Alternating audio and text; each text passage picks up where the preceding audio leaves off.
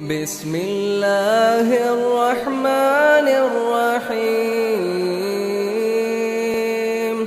والضحى والليل إذا سجى ما ودعك ربك وما قلى وللآخرة خير لك من الأولى.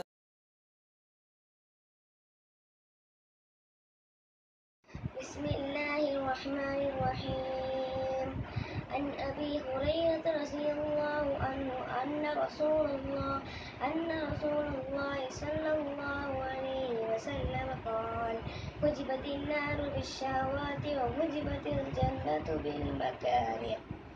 பண இச்சைகளால் நரகம் மூடப்பட்டுள்ளது, சிரமங்களால் சொர்க்கம் மூடப்பட்டுள்ளது என்று நபி ஸல்லல்லாஹு அலைஹி வஸல்லம் அவர்கள் கூறினார்கள்.